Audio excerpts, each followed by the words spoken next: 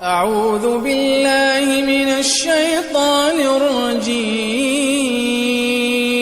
بسم الله الرحمن الرحيم. وما خلقت الجن والإنس إلا ليعبدون ما أريد منهم من رزق وما أريد أن يطعمون إن الله هو الرزاق ذو القوة المتين. پیش خدمت ہے شرح کتاب التوحید لفضیلۃ الشیخ عبداللہ ناصر رحمانی حافظہ اللہ. وقول الله تعالى وأنذر به الذين يخافون أن يحشروا إلى ربهم ليس لهم من دونه ولي ولا شفيع. وقوله تعالى قل لله الشفاعة جميعا. وقوله من ذا الذي يشفع عنده إلا بإذنه. وقوله تعالى وكم من ملك في السماوات لا تغني شفاعتهم شيئا إلا من بعد أن يأذن الله لمن يشاء ويرضى. جزاكم الله خيرا. فرمایا کہ وَأَنذِرْ بِهِ الَّذِينَ يَخَافُونَ أَن يُحْشَرُوا إِلَى رَبِّهِمْ لَيْسَ لَهُم مِّن دُونِهِ وَلِيٌّ وَلَا شَفِيعٌ لَعَلَّهُمْ يَتَّقُونَ. ڈرائیے ان لوگوں کو جو اللہ سے ڈرتے ہیں أَن يُحْشَرُوا إِلَى رَبِّهِمْ کہ ان کو ان کے پروردگار کی طرف اٹھایا جائے گا. لَيْسَ لَهُم مِّن دُونِهِ وَلِيٌّ وَلَا شَفِيعٌ ان کے لیے اللہ کے سوا کوئی دوست نہیں ہوگا اور نہ قیامت کے دن کوئی شفیع ہوگا، نہ کوئی شفاعت کرنے والا ہوگا. یعنی یہاں شفاعت کا انکار ہے. کس شفاعت کا؟ جو شفاعت آپ کے مفروضوں کے تحت ہے، جس شفاعت کے مشرکین مکہ قائل تھے. یہ شفاعت منفیہ ہے جس کا انکار ہے.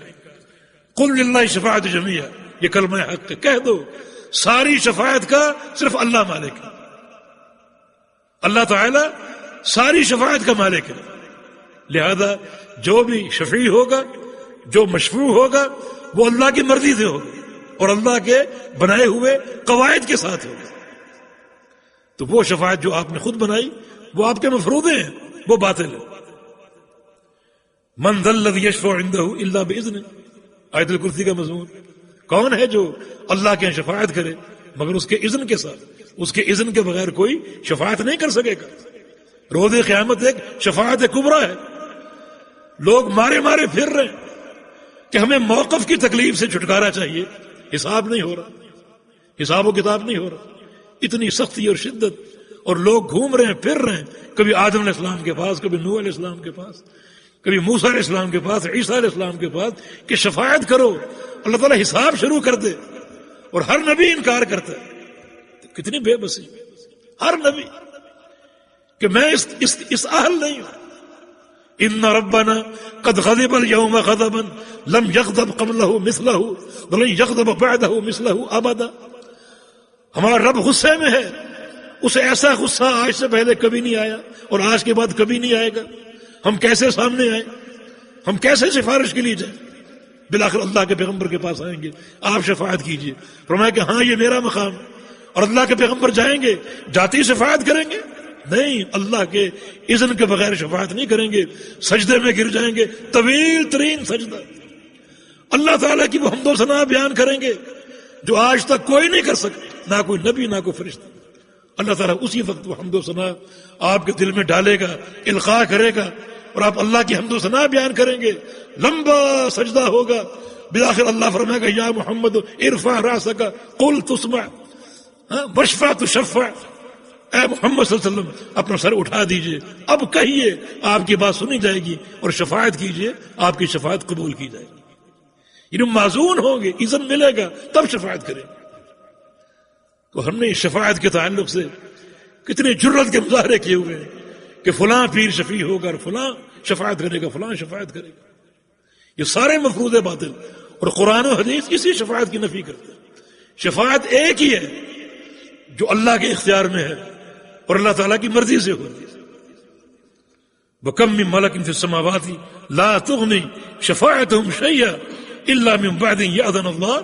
فرمایا کہ فرشتے بھی اگر شفاعت کریں گے کوئی ان کا فائدہ نہ ہوگا جب تک فرشتے اللہ کے اذن سے شفاعت نہیں کریں.